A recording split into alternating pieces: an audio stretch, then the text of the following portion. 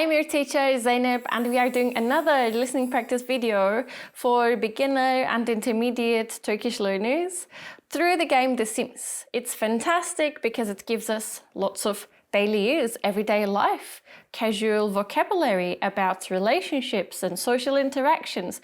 So even if you aren't into video games, stick around because this is invaluable practice in my opinion. There is also a free worksheet for you at the link in the description to study more alongside this video. Hadi başlıyoruz. Tuvalette başlıyoruz. Ceylan tuvalette oturuyor. Sifonu çekiyor. Ve elini yıkıyor. Çünkü Ceylan çok temiz bir insan ve çok titiz bir insan. Konuşuyorlar. Sohbet ediyorlar. Kimi arıyor? Mortimer'ı davet ediyoruz. Tamam ya, bu adam sıkıcı. Mortimer nerede? Arıyor. Çağırıyor. Geliyor mu acaba?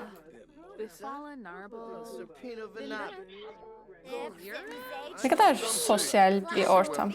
Herkes birbiriyle konuşuyor, sosyalleşiyor, sohbet ediyor, bir şeyler anlatıyor. Tamam, Mortimer burada mı? Geliyor mu? Burada değil. Gece 12. Tamam. Mortimer'ı aramak için çok iyi bir saat. Pardon, Mortimer'ı tekrar aramak için çok iyi bir saat. Tekrar arıyor. Tekrar davet ediyor. Evet, Ceylan şimdi koltukta kestiriyor. Bu oyunda Ceylan'a yatak yasak. Her zaman barlarda, koltuklarda uyuyor. Ve her zaman çok yorgun. Ve çok bitkin. Ve çok halsiz. Çünkü sürekli Mortimer'la iletişim kuruyor. Ve Mortimer'la iletişim kurmak çok yorucu bir şey. Mortimer çok zor bir adam. Müzik yok ama dans ediyor. Çok iyi dans ediyor. Harika. Mortimer oraya gelmek istemiyor. O yüzden herkesle birlikte Ceylan Mortimer'ın evine gidiyor. Çocuklar çıkıyor. Okula gidiyorlar. Sabah saat 8. Kapıdayız. Ceylan Mortimer'ın kapısında. Nerede bu Mortimer ya? Burada da değil. Burada! Mortimer bebeğiyle ilgilenmek istiyor. Ama herkes Mortimer'ın evinin içinde. Herkes Mortimer'a gidiyor. Herkes. Nerede? Mortimer yok. Bebeği burada. Bebeği boş ver. Ben aynaya bakmak istiyorum. Bir dakika. Yeni bilgiler öğreniyoruz. Mortimer bir yazar arkadaşlar. Ve Mortimer sabah 9'dan akşam 5'e kadar çalışıyor. Yani sabah 9'dan akşam 5'e kadar işte.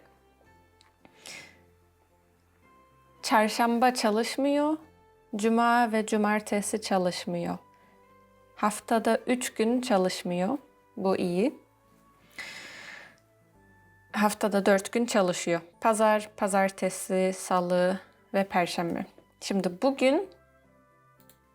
bugün de perşembe saat 11.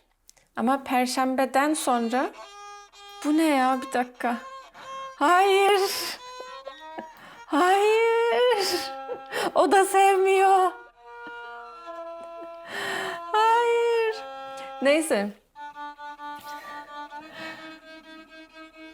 Destekliyoruz Ceylan'ı.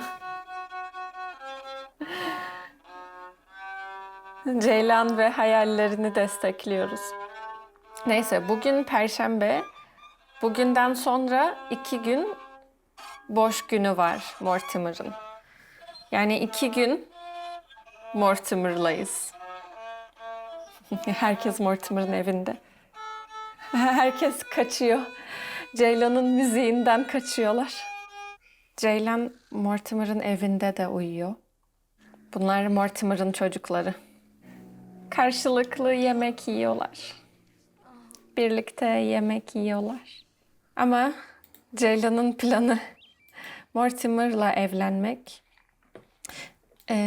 Çünkü Ceylan fakir ve çalışmak istemiyor. Ama para kazanmak istiyor. O yüzden Mortimer'la evlenmek istiyor. Çünkü Mortimer çok zengin. Mortimer'ın evi bu. Çok büyük bir evi var. Bir dakika, bebek ne yapıyor burada? Geliyor. Yine ben, diyor Ceylan. Selamlaşıyorlar. Tekrar birlikte. İkili. Ne oluyor?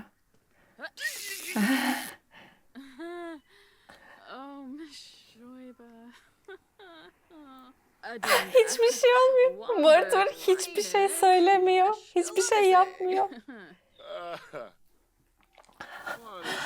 Mortimer çocuğa bakıyor. Çocuk çok kötü durumda. Aa, bak. Şimdi biraz iyi geçiniyorlar. Nereye gitti? Mortimer tuvalete gitmek istiyor. Ama Ceylan hala Mortimer'la konuşuyor. Bak şimdi. Bak çok seviyor Mortimer bunu. Bayılıyor böyle şeylere.